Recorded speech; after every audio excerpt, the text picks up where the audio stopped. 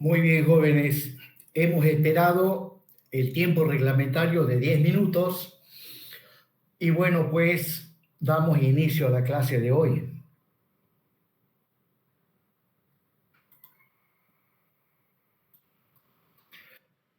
Recordarán ustedes que hace 2 semanas atrás, bueno, hay uno último que lo vamos a recibir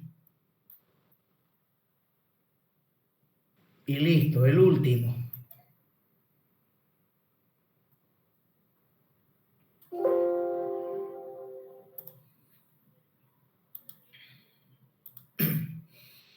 Bien, les decía que hace 2 semanas atrás, un día miércoles,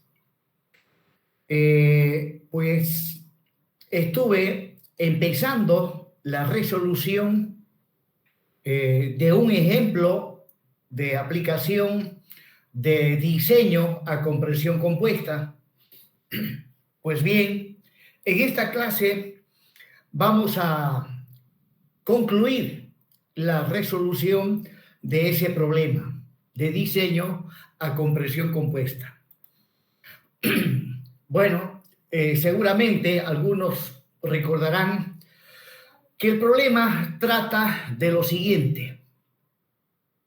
Se tiene un pórtico plano sometido sus vigas a una carga viva o sobrecarga uniformemente distribuida, Q sub L, y este problema, en cuanto al enunciado del problema, dice efectuar el diseño de las armaduras longitudinales correspondientes a la columna o el soporte de este pórtico plano, tomando en cuenta el peso propio de la estructura.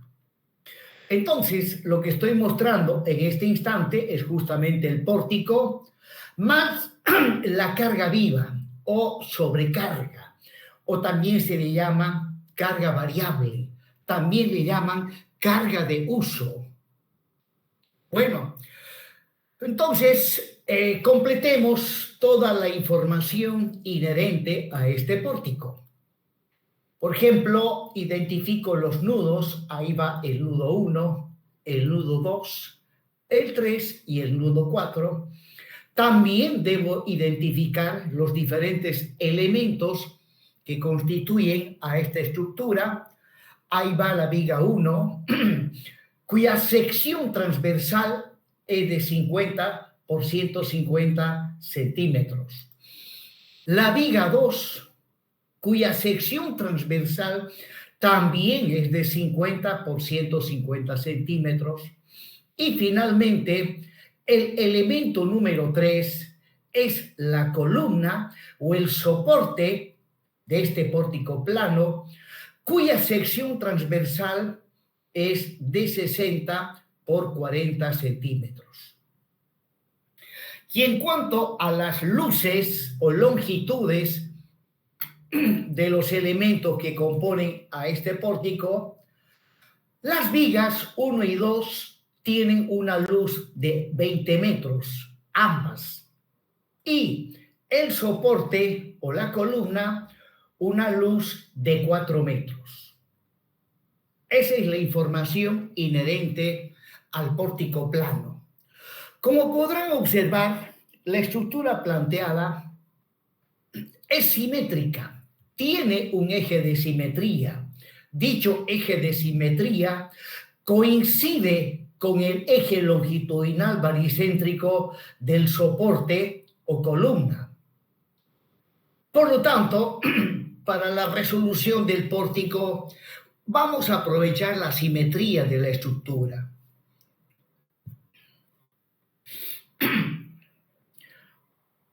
Bueno, datos adicionales para la resolución de este problema son la resistencia especificada del hormigón, que es de 25 megapascales, la resistencia especificada del acero de construcción, 420 megapascales, Peso específico del hormigón armado, 25 kilonewtons por metro cúbico. Recubrimiento geométrico de las armaduras, 2,5 centímetros. Recubrimiento mecánico, tanto para la armadura comprimida como para la armadura traccionada, en el caso de las, es de 5 centímetros. Y la carga viva, que es la que en este instante se muestra sobre las vigas 1 y 2, tiene una magnitud de 100 kilonewtons por metro lineal. Bien. Paso inmediatamente a calcular el peso propio de las vigas. Estas tienen una sección transversal de 50 por 150 centímetros. Pues bien, el peso propio de las vigas 1 y 2, representado como carga uniformemente distribuida a lo largo de los ejes longitudinales baricéntricos de estos elementos, es simplemente el peso específico del hormigón por la sección transversal de esos elementos.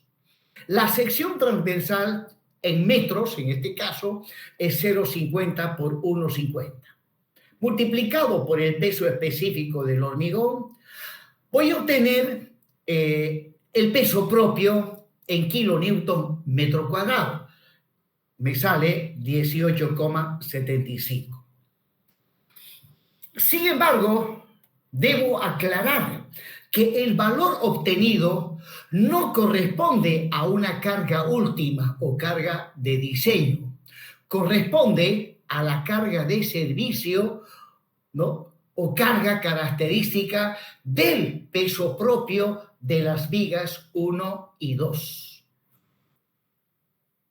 Ahora, si quiero determinar la carga última o carga de diseño sobre las vigas 1 y 2, pues bien, según la norma ACI, dice la carga última en las vigas es 1,2 la carga muerta más 1,6 la carga viva. La carga viva tiene una magnitud de 100 kilonewtons metros y la carga muerta, en su valor de servicio, es 18,75.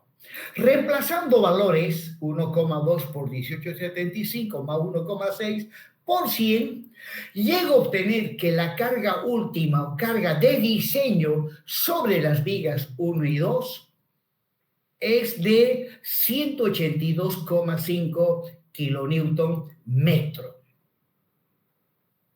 Bueno, y ahora debo analizar las cargas sobre el elemento número 3, o sea, sobre la columna. En este caso, el problema planteado no muestra ninguna carga viva, ninguna carga de servicio sobre el elemento número 3. Por lo tanto, la única carga que debo tomar en cuenta para el elemento número 3 es su peso propio. Su peso propio, el cual lo voy a calcular como carga uniformemente distribuida a lo largo del eje longitudinal baricéntrico del elemento número 2. Bueno, pero antes de ello,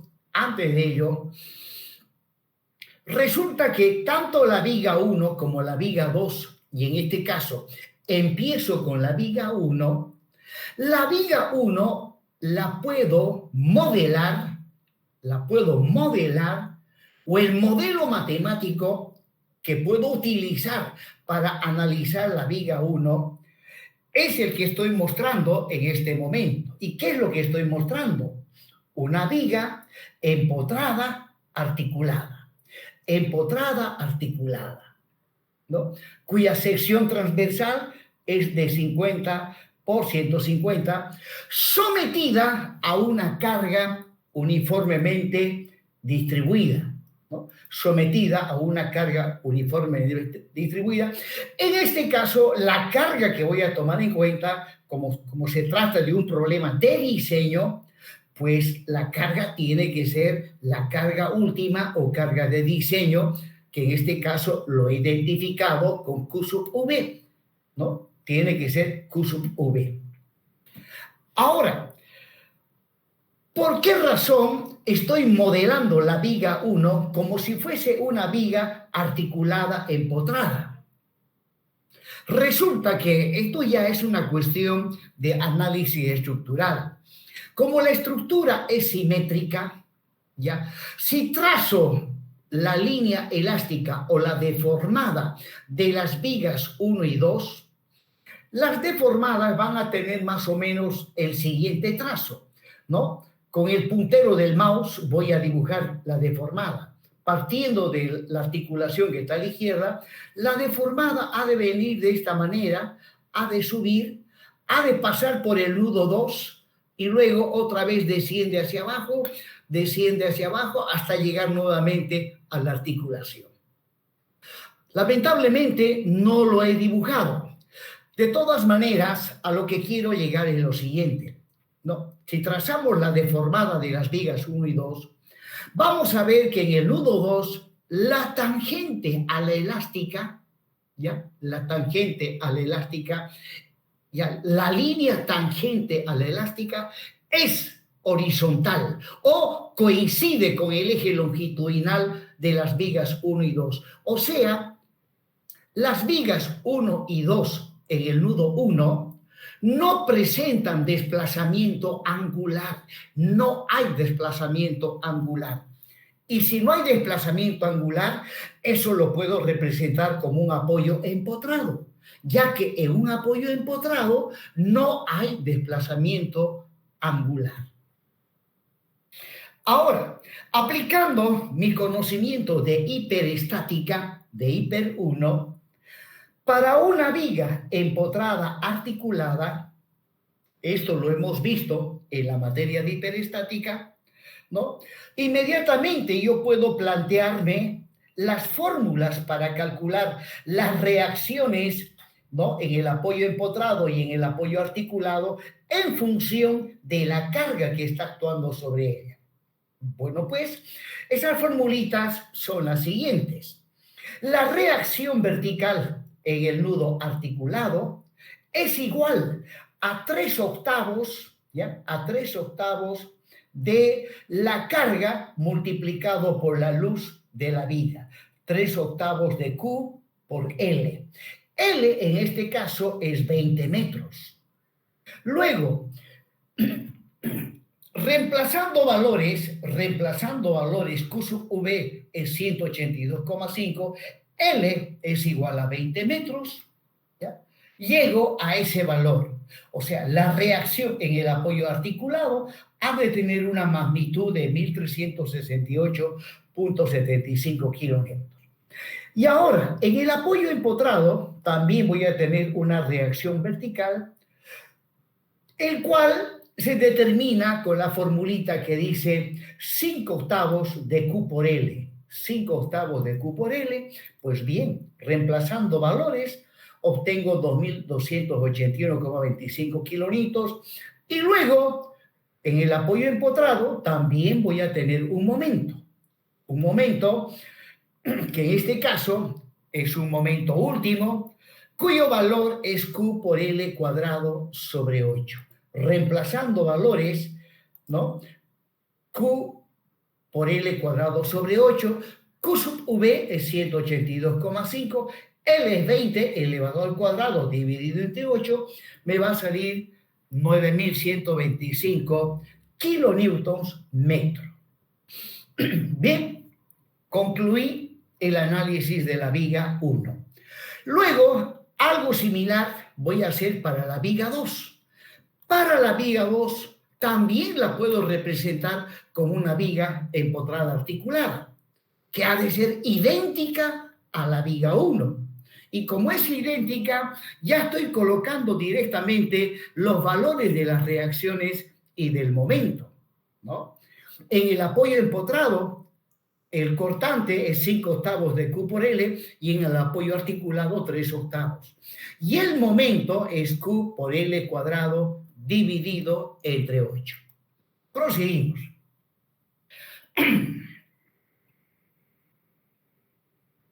Bueno, luego, una vez analizadas las vigas 1 y 2, paso inmediatamente a analizar la columna, el elemento número 3. Y bueno, como acabo de analizar la viga 1 y la viga 2,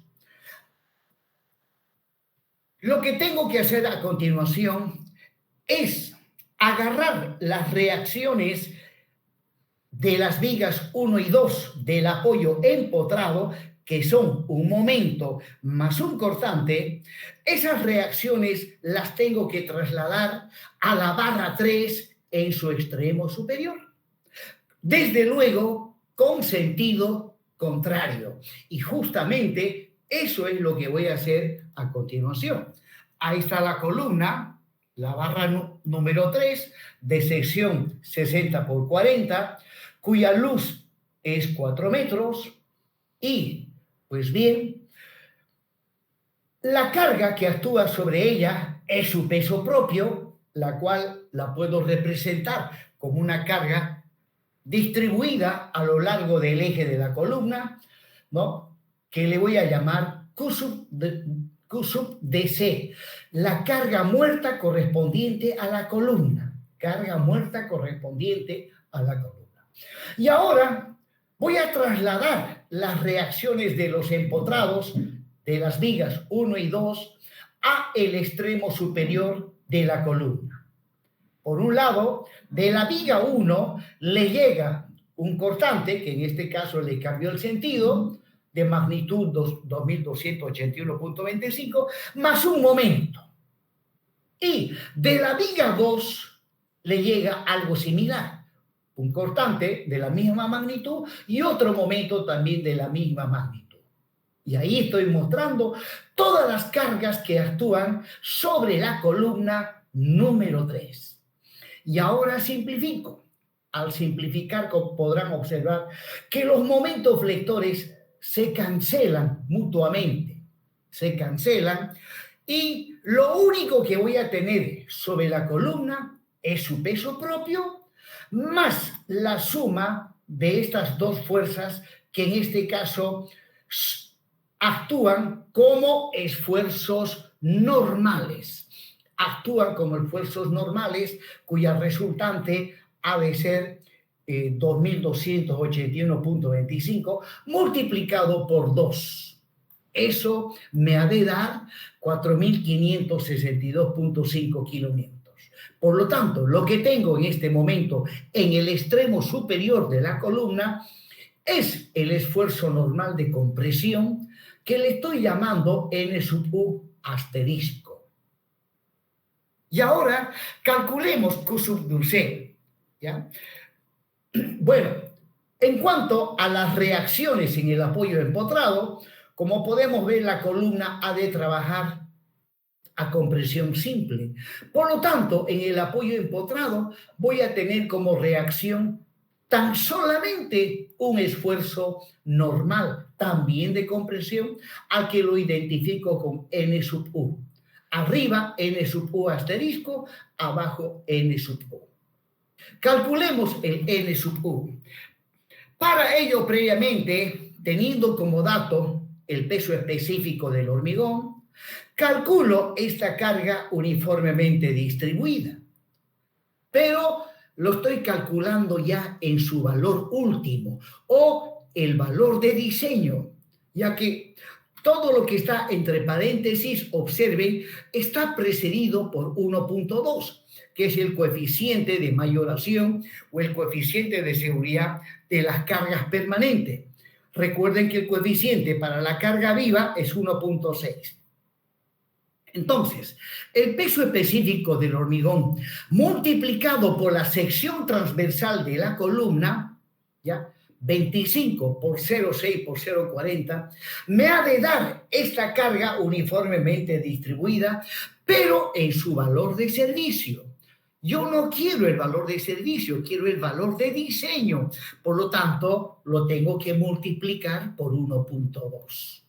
Y como resultado, obtengo que Q sub DC vale 7.2 kilonewton metro. Y ahora sí, estoy en condiciones de calcular el esfuerzo normal de compresión en el extremo inferior de la columna.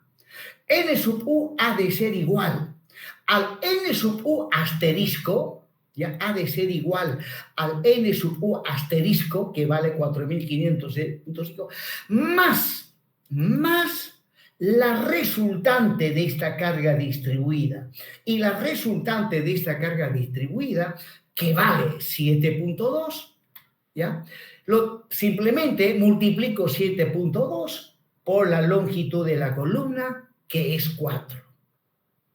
Haciendo operaciones aritméticas, me sale que N sub U tiene una magnitud de 4.591.3 kilonewtons. Entonces, comparando los esfuerzos normales, ya en el extremo inferior tengo 4.591.3 y arriba 4.562.5. Entonces, en definitiva, lo que voy a diseñar es una columna sometida a compresión simple. Voy a hacer un diseño a compresión simple. Más adelante, cuando entremos al capítulo de diseño de columnas, vamos a ver también otra metodología para diseñar columnas que trabajan a compresión simple. En este momento les voy a mostrar cómo se diseña una columna a compresión simple aplicando las fórmulas que hemos deducido en clases. Pues bien, para el diseño de una columna de sección rectangular, debemos tener presente que toda columna de sección rectangular presenta dos planos de pandeo. Por un lado está el plano que le voy a llamar plano de pandeo XX y por otro lado está el plano de pandeo YY. Estos planos de pandeo, cuando se trata de columnas de sección rectangular, estos planos de pandeo están en la dirección de los ejes principales de inercia de la sección transversal. Bueno, justamente la columna que vamos a diseñar es de sección rectangular, ¿no? Su menor dimensión vale 40 y su mayor dimensión vale 60 centímetros. Y ha de estar sometida a un esfuerzo normal de compresión, ¿no?, en su extremo superior, que es N sub U asterisco. Y bueno, cuando estamos diseñando una columna, inmediatamente tiene que venir a nuestra mente un fenómeno llamado fenómeno de pandeo o fenómeno de inestabilidad elástica de la columna. ¿Qué significa? Que las columnas, cuando son sometidas a compresión, de repente nomás, debido al fenómeno de pandeo, empiezan a deformarse lateralmente. Y la pregunta es, ¿hacia qué lado se va a deformar lateralmente? ¿Será que se va a deformar en la dirección del plano de pandeo XX o será que se va a deformar lateralmente en la dirección del plano YY? Pues bien, en el caso de compresión simple, se deforma en la dirección en que el momento de inercia es menor. Pues en este caso se va a deformar en la dirección del plano de pandeo XX, porque en esa dirección el momento de inercia de la sección transversal es menor. Bueno, prosiguiendo. Entonces, ahí estoy mostrando nuevamente la columna, pero ya no en 3D la columna, sino solamente su eje longitudinal baricéntrico. Y como les estaba comentando, el eje longitudinal de esta columna se va a deformar en la dirección del plano de pandeo XX, porque en esa dirección pues está la menor inercia de la sección transversal, ¿no? Eso de la inercia, acá en hormigón 1 no vemos absolutamente nada. Si mal no me equivoco, eso lo ven ustedes con bastante detalle en resistencia de los materiales. Bien, entonces la columna, desde luego, asumiendo que es una columna empotrada y libre, estoy asumiendo que es una columna empotrada libre, se ha de deformar lateralmente conforme estoy mostrando esa curva segmentada. De esa manera se va a deformar en la dirección de menor inercia de la columna. Por lo tanto, la columna que vamos a diseñar, que es de sección rectangular, y ahí visto en planta, estoy mostrándoles los planos de pandeo, o dicho de otra manera, los ejes principales de inercia. Originalmente, esta sección está sometida a compresión simple, N sub U asterisco. Resulta que la mayoría de las normas de diseño, por no decir todas, cuando tenemos un caso así de compresión simple, donde el esfuerzo normal queda ubicado justo en el baricentro de la sección transversal, las normas dicen que se debe asumir que el esfuerzo normal presenta una cierta excentricidad debido a los defectos de construcción. O sea, que debemos asumir que el esfuerzo normal no queda ubicado en el baricentro de la sección transversal, sino a una cierta distancia, que en este caso, ya es una cierta distancia, que en este caso le vamos a llamar E sub 0, la excentricidad del esfuerzo normal. En este caso, como les estaba comentando, una excentricidad debido a los defectos de construcción. Y observen que el esfuerzo normal, que inicialmente estaba en el baricentro, lo he trasladado en la dirección del plano de pandeo XX. ¿Y por qué en la dirección del plano de pandeo XX? Porque aquí, debido a la menor inercia de la sección transversal en la dirección del eje X, pues tengo que mantener esa dirección. Y ahora, en cuanto a la magnitud de E sub 0, también eso está establecido por las normas. La norma dice que E sub 0 tiene que ser siempre mayor o igual al E sub 0 mínimo. Según la norma ACI, el E sub 0 mínimo se lo evalúa mediante esta fórmula, 1,5 más 0,03 TH. Bueno, ¿qué es H? ¿Qué es H en esta expresión?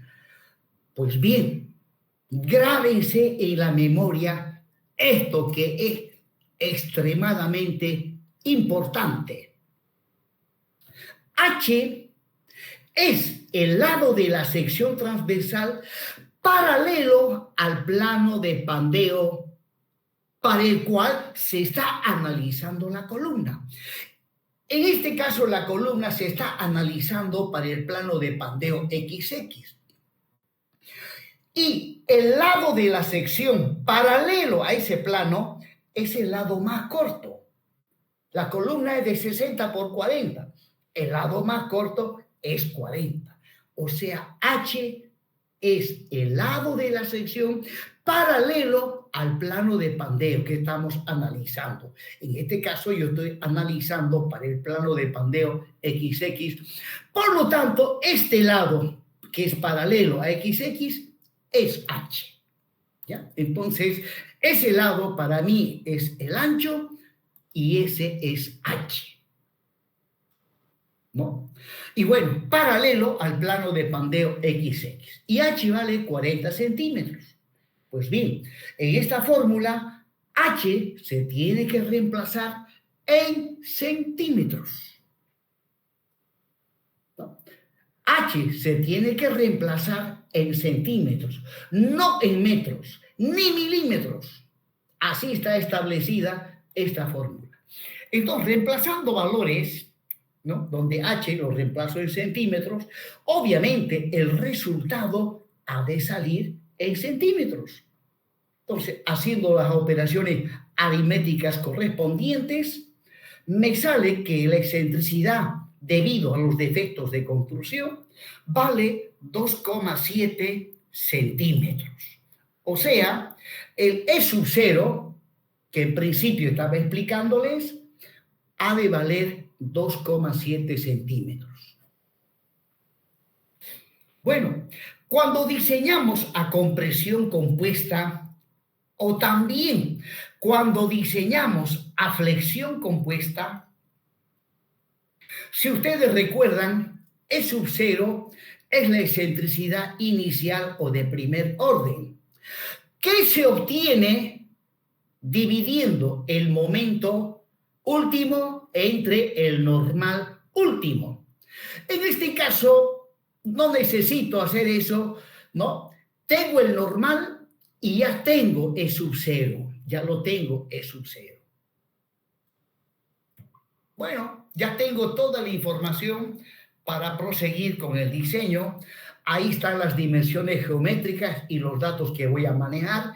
El ancho de la sección transversal es 60, la altura 40. La altura útil, que es H menos R1, 40 menos 5, 35 centímetros. Y E sub 0, 2,7 centímetros. Y bueno, pues bien, ahí está toda la información correspondiente a la columna que vamos a diseñar. Y observen que ahora en el apoyo empotrado, además del esfuerzo normal, aparece un momento, cosa que al inicio no había este momento. Y pregunto, ¿de dónde aparece este momento? ¿Por qué aparece ese momento? ¿Alguien me puede decir? Por la excentricidad. Por la excentricidad. Correcto, es por la excentricidad, es que aparece un momento. Por lo tanto, lo que voy a tener en el apoyo empotrado es un esfuerzo normal de compresión más un momento, Por lo tanto, eso significa que tengo que diseñar posiblemente a flexión compuesta, o es posible que sea compresión compuesta. Y eso lo tenemos que averiguar. Entonces, este momento, que es el momento último, no es otra cosa que el normal n asterisco por E sub 0. Ese es el momento último. Reemplazando valores, ya el normal 4562.5 por la excentricidad en metros me da como resultado 123,19 kilonewton metro. Entonces, para el diseño, ¿no? Tengo como datos el normal, que vale 4.591, y el momento. Tengo los dos datos, el momento y el normal. Y obviamente ya tengo E sub 0. ¿Vale cuánto? 2,7. ¿No? Si divido este momento, que vale 123,19, lo divido entre este normal, con seguridad voy a obtener esta excentricidad, 2,7 centímetros. Y ahora empiezo el diseño suponiendo que es un caso de compresión compuesta.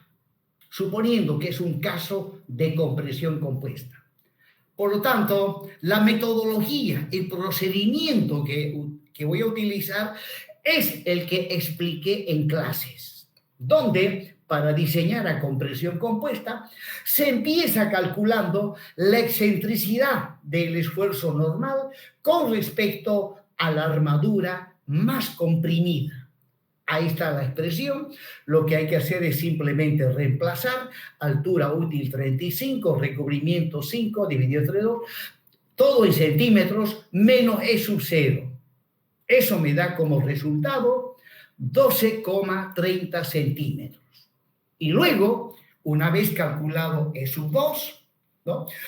Vuelvo a repetir, estoy suponiendo que estoy en un caso de compresión compuesta y estoy aplicando el procedimiento para diseñar a compresión compuesta. El siguiente paso consiste en calcular el momento flector reducido, que es el normal por la excentricidad E sub 2, dividido phi, el ancho, la altura. Recuerden que cuando se diseña compresión compuesta, no se trabaja con la altura útil en estas fórmulas, se trabaja con la altura total. Bueno, reemplazando valores, el coeficiente de... con respecto al coeficiente de ponderación, a este coeficiente de ponderación, pues bien, en este caso vale 0,65. Pregunto si alguien me puede explicar en qué casos ese coeficiente de ponderación vale 0,65.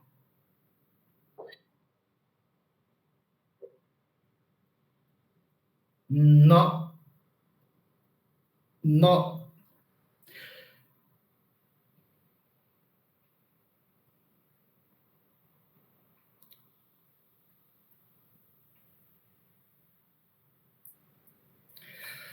Recuerden que el coeficiente de ponderación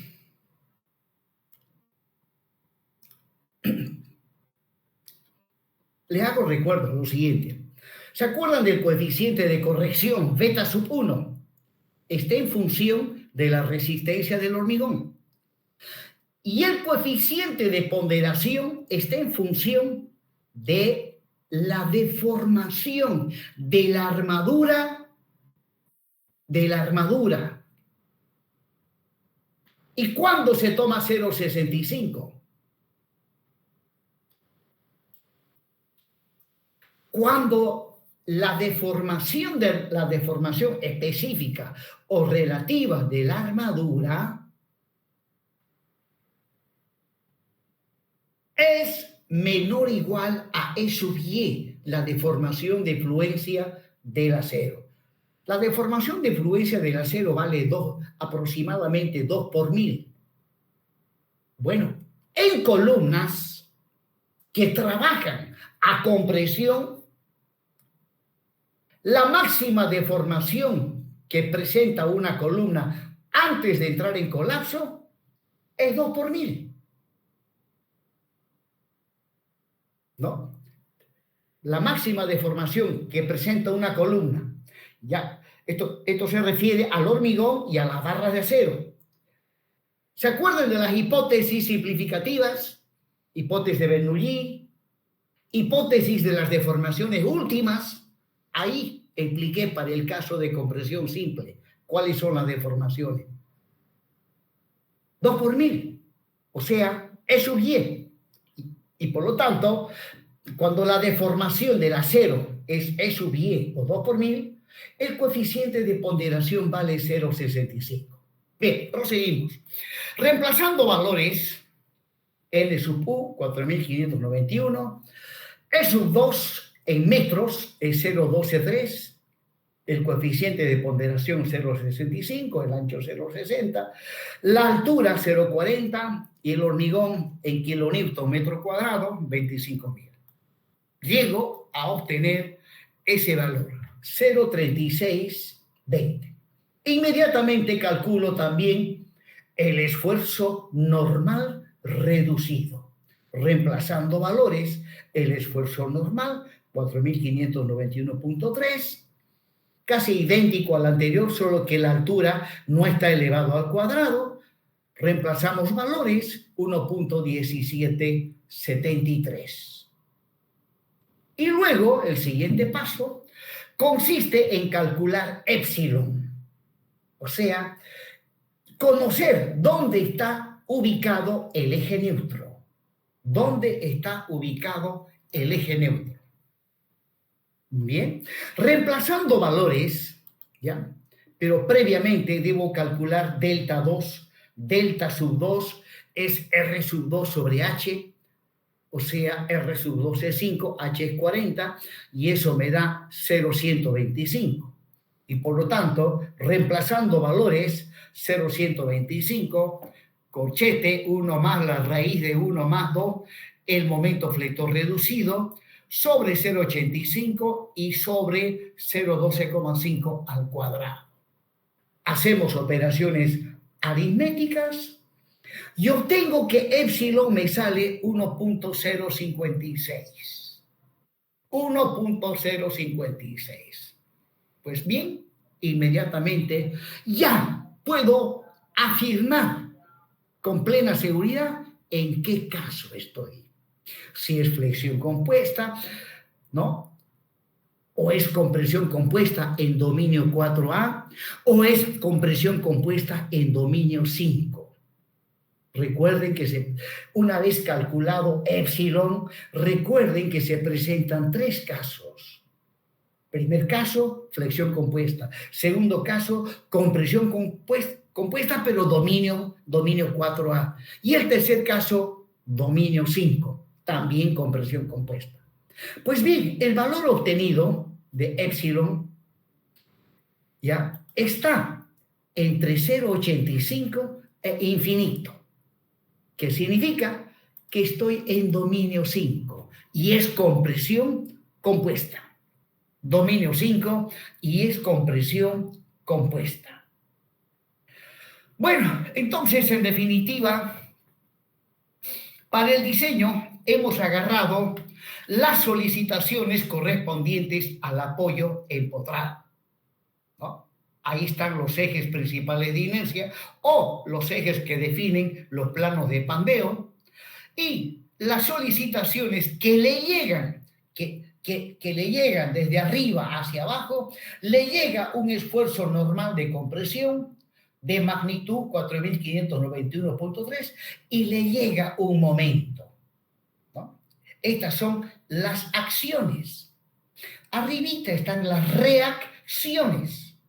Según la tercera ley de Newton, a toda acción hay una reacción de igual magnitud, pero de sentido contrario. Entonces, estas son las acciones y arriba están las reacciones. Para el diseño se puede trabajar con las acciones o con las reacciones, da lo mismo, pero ojo, hay que tomar en cuenta especialmente el sentido del momento. En este caso, el momento lo voy a representar como ustedes están habitualmente acostumbrados. Ahí va el normal. Y el momento m sub u, que en este caso lo estoy representando de manera estrictamente vectorial, lo voy a representar como están acostumbrados ustedes. Ahí está. Ese es el momento. Por lo tanto, observando el momento flector, y como estoy en un caso de compresión compuesta, este es el borde más comprimido y el lado opuesto es el borde menos comprimido. Por lo tanto, cuando vaya a diseñar las armaduras, en este lado ha de estar la armadura, en este lado ha de estar la armadura menos comprimida y en el otro lado ha de estar la armadura más comprimida y menos comprimida. Bueno, esta no es la armadura, desde luego. Esta tenemos que diseñar la armadura. Bueno, aquí ustedes no tienen derecho a equivocarse. Imagínense que yo al diseñar, en vez de colocar la armadura más comprimida, lo coloque al otro lado. Sería un desastre. Cuando vayan a construir, eso se va a venir abajo. Entonces, aquí no tienen derecho a equivocarse. Bueno, entonces continuamos con el diseño a compresión compuesta, dominio 5, ¿y cómo se diseña? Bueno, ya lo vimos en la parte teórica, ya la hemos visto. Empezamos calculando el mu sub UC, que es 0,425 menos 0,85 delta 2. Reemplazando valores, ya que delta 2 vale 0,125, lo habíamos calculado ya, me sale 0,31875. Ahora, este mu sub UC lo tengo que comparar con el mu sub U. El mu sub U nos salió 0,3620. Como podemos ver, el mu sub U del diseño que estoy realizando es mayor al mu sub UC. 0,3620 obviamente es mayor a 0,31875. Por lo tanto, en el diseño a compresión compuesta, dominio 5, esto corresponde al caso 2. Corresponde al caso 2. Donde, si se cumple esta relación, obviamente en este caso se cumple, calculo inmediatamente las armaduras. Y para ello utilizamos las fórmulas que habíamos deducido en clases. Ahí está la fórmula para calcular la armadura menos comprimida, ¿no? Donde delta es D sobre H, reemplazando valores, la altura útil es 35 sobre la altura total, resultado 0,875. Por lo tanto, reemplazando valores, mu sub U 0,3620 menos 0,425 más 0,85 por 0,125 dividido delta, que va a 0,875, menos delta 2, 0,125. Haciendo cálculos, la cuantía mecánica correspondiente a la armadura menos comprimida sale 0,0577. E inmediatamente pasamos a calcular la cuantía mecánica correspondiente a la armadura más comprimida, donde interviene mu sub U, cuyo valor es 1,1773 menos 0,85 menos la cuantía de la armadura menos comprimida. Reemplazamos valores, hacemos cálculos y ahí está la cuantía mecánica correspondiente a la armadura más comprimida. Bueno, ahí está la expresión de la armadura menos comprimida. De ahí despejo la armadura en valor absoluto, reemplazando valores, ¿ya? Reemplazando valores, llego a lo siguiente: 8,24 centímetros cuadrados, donde eso aproximadamente es igual a 8 barras de 12 milímetros. Una barra de 12 milímetros tiene un área de 1,13 centímetros cuadrados. Bueno, de manera algo similar, calculamos la armadura más comprimida en valor absoluto, A sub S2, reemplazamos valores, ¿no? Esta vez la cuantía es 0,2696, haciendo cálculos me sale 38,51 centímetros cuadrados. Eso aproximadamente es igual a 8 barras de 25 milímetros de diámetro. Por lo tanto, ahora sí puedo efectuar el colocado de la armadura en la sección transversal. Recuerden que en el lado izquierdo va la armadura menos comprimida, 8 barras de 12, y en el lado opuesto va la armadura más comprimida, 8 barras de 25 milímetros de diámetro.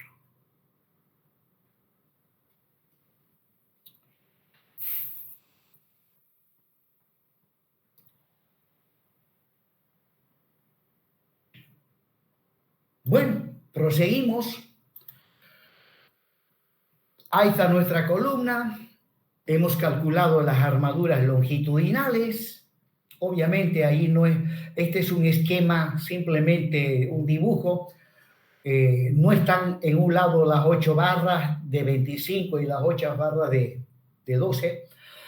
Bueno, en una columna, una vez definidas las armaduras longitudinales, obligatoriamente también tenemos que definir las armaduras transversales, o sea, los estribos. Los estribos son armaduras de menor diámetro, las cuales van a lo largo de todo el eje longitudinal de la columna, ¿no? Una columna sin armadura transversal, o sea, sin estribos, funciona como si fuese hecho solamente de hormigón. Repito, una columna sin estribos es prácticamente una columna de hormigón. La armadura longitudinal no trabaja. Bueno, en cuanto a la armadura transversal y estribos, lo que interesa conocer es la separación que le vamos a representar por medio de la letra S. La separación y el diámetro de las barras que van a ir como estribos. En cuanto al diámetro, que le llamo phi sub t, diámetro de los estribos, según la norma ACI, se elige el mayor entre los siguientes valores: 6 milímetros o el diámetro de la armadura longitudinal más gruesa, la máxima, dividido entre 4. De esta manera se define el diámetro del estribo. O es 6 milímetros o el que salga de esta expresión, el diámetro de la armadura longitudinal máxima, dividido entre 4. Y una vez definido el diámetro del estribo, pasamos a determinar la separación. La separación es el menor entre los siguientes valores: 16 veces el diámetro de la armadura longitudinal mínima, la más delgada; 48 veces el diámetro del estribo; y V. En este caso, ojo, no hay que, esta V, recuerden que cuando diseñamos, este lado era H y el otro lado era el ancho, V. Acá, no.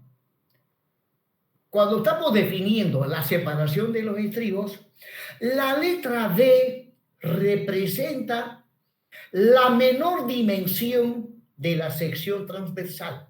La letra V representa la menor dimensión de la sección transversal. La sección transversal, un lado mide 60 y el otro lado mide 40. Obviamente, el menor es 40. Luego, bueno, ahí está justamente indicándoles cuál es V cuando se está determinando la separación de los estribos. Proseguimos, jóvenes. Bueno, el diámetro de la armadura longitudinal mínima tiene que ser mayor o igual a 12 milímetros en columnas, ¿no? Y ahora, otro detalle que hay que tomar en cuenta, otro detallito que hay que tomar en cuenta, detalle obviamente de carácter constructivo, es la separación libre que hay entre las armaduras que están sobre una determinada cara lateral. Aquí sobre esta cara lateral hay 4 barras. La separación libre entre ellas, libre, lo estoy identificando con A sub prima. Pues bien, constructivamente hablando, este A sub prima tiene que ser mayor o igual al A sub prima mínimo. Repito, la separación libre entre las armaduras de una determinada cara lateral tiene que ser mayor o igual al A sub prima mínimo.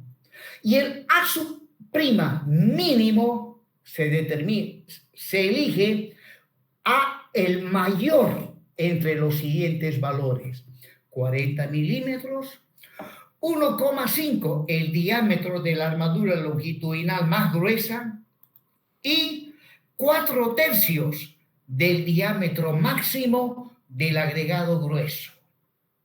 De estos tres, el A' mínimo es el mayor.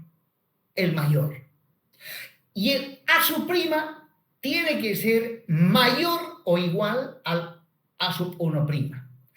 Con eso garantizamos que cuando estemos llenando los encofrados de hormigón, ¿no?, acá tiene que haber espacio suficiente para que pueda penetrar el hormigón, concretamente el agregado grueso del hormigón, pueda penetrar sin ningún inconveniente. Proseguimos. Vamos a hablar ahora de ganchos y estribos suplementarios.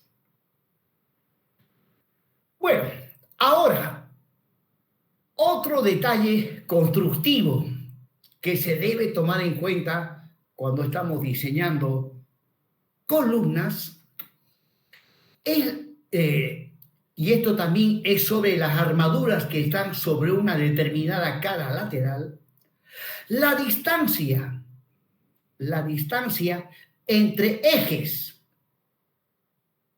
entre los ejes de la barra, lo estoy identificando con la letra A, que hay que saber diferenciar del A'.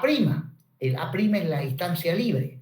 Acá arriba no, es la distancia entre el eje de una barra y el eje de la otra barra y así sucesivamente, ¿no? Y bueno, con respecto a este último, donde A es la distancia entre ejes de barras, si A medido desde una esquina, ¿ya?, A se empieza a medir desde una esquina, ¿no? Si midiendo desde la esquina a la siguiente barra, observamos que sale menor a 15 centímetros, significa que no necesito arriostrar estas barras. Si esta distancia es menor a 15 centímetros, no necesito introducir estribos suplementarios para arriostrar estas dos barras. Sin embargo, si midiendo desde la esquina siempre, medimos esta distancia y nos sale un valor que está entre 15 y 35 centímetros, esta distancia, mayor o igual a 15 y menor o igual a 35, significa que debo arriostrar estas barras introduciendo estribos suplementarios para darle mayor rigidez. Bueno, y ahora veamos lo siguiente. Ahí está un estribo suplementario, ¿no? Midiendo de acá a acá me salió mayor o igual a 15. Se cumple esta relación, entonces necesito introducir un estribo suplementario. Y el estribo suplementario, en este caso, tendría que disponerlo de esa manera. Y así garantizamos un trabajo eficiente frente a las cargas que le llegan a la columna, que generalmente son de compresión. También podríamos haber hecho lo siguiente: en vez de introducir un estribo central, también podríamos haber introducido unas horquillas. Ahí va una horquilla y ahí va la otra horquilla. También es una solución aceptable.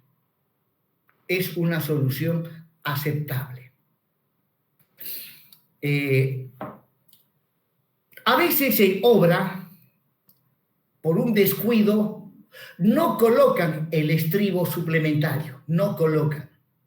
Pero al revisar las armaduras de las columnas, se dan cuenta que no colocaron el estribo suplementario. Bueno, si la columna ya está armada con todo su fierro y estribo, introducir este estribo suplementario ya no es tan sencillo. En ese caso, ese estribo suplementario hay que sustituirlo por 2 horquillas, ya que las horquillas son más fáciles de introducir dentro de la armadura de las columnas.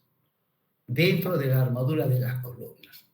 Y si ustedes observan con mayor detalle estas horquillas, observen que esta es la horquilla y tiene su gancho doblado aquí a 135 grados. En cambio, en su extremo superior está doblado a 90 grados. Y observen el otro, ¿no? En la parte inferior está doblado a 135 grados y en la parte superior está doblado a 90 grados. Se tiene que colocar de forma tal que el doblado a 135 grados no esté en el mismo lado. No esté en el mismo lado. Luego, ahí está el gancho de un estribo a 135 grados. ¿No? Este es el gancho de un estribo a 135 grados. ¿Por qué 135 grados? ¿No? Si por aquí trazo una línea horizontal, y mido este ángulo, observe, trazo esta línea horizontal y mido este ángulo, es 135 grados.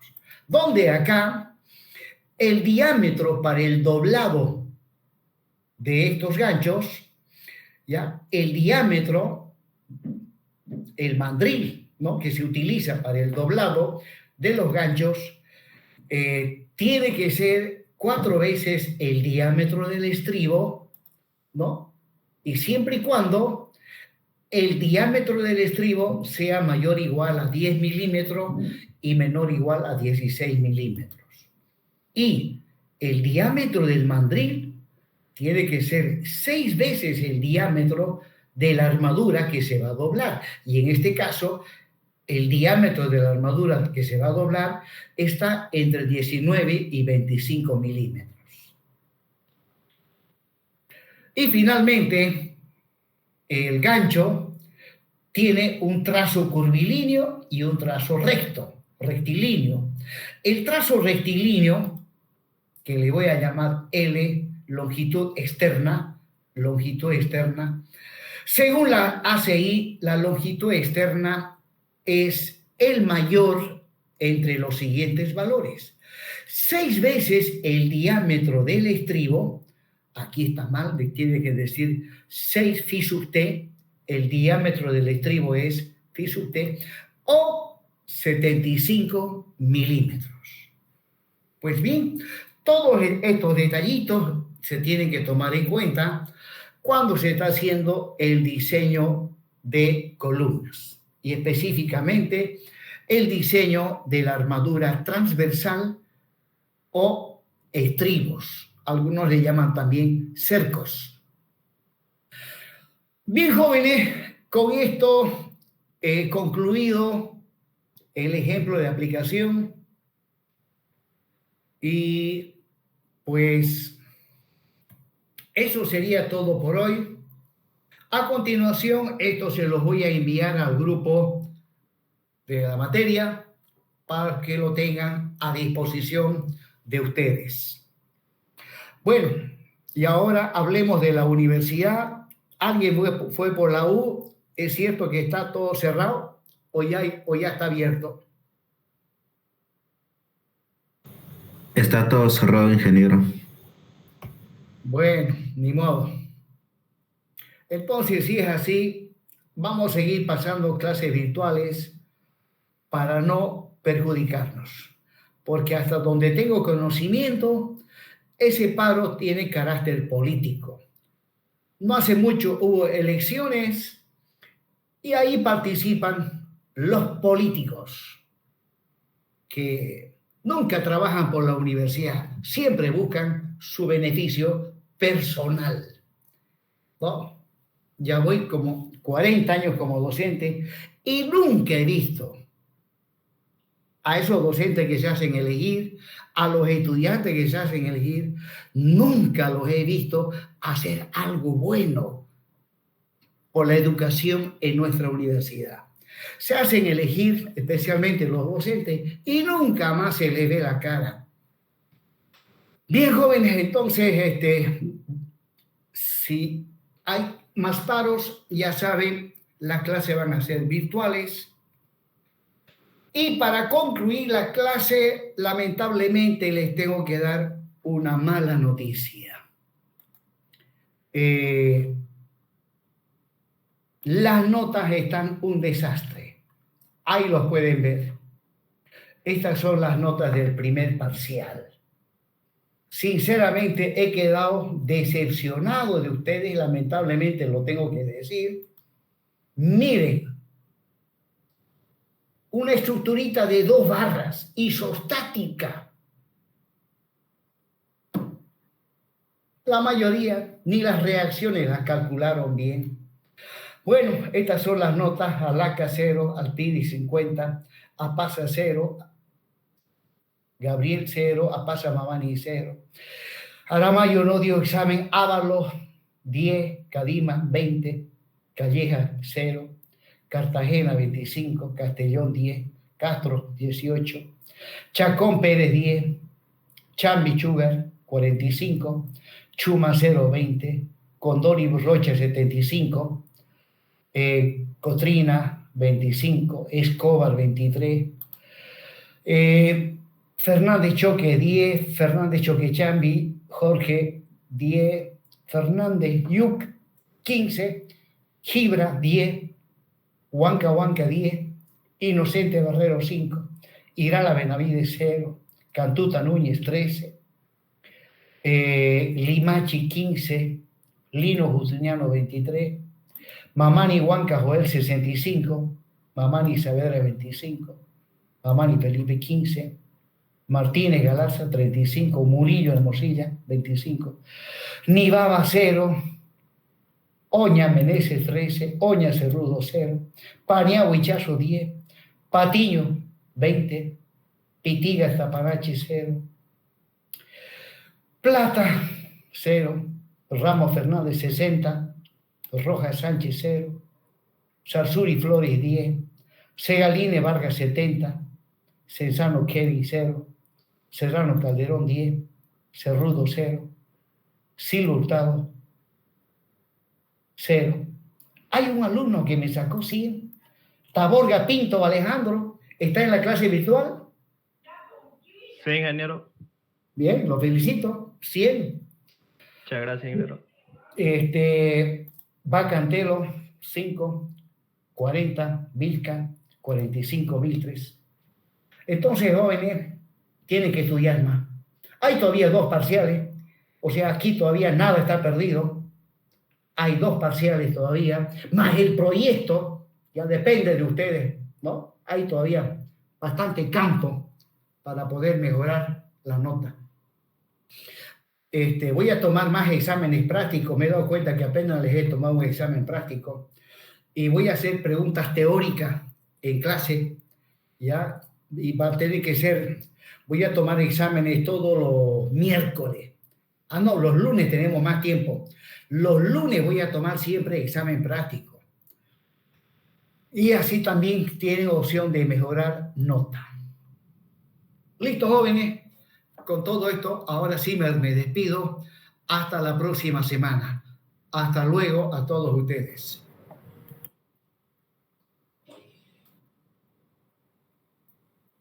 Hasta luego, hasta luego.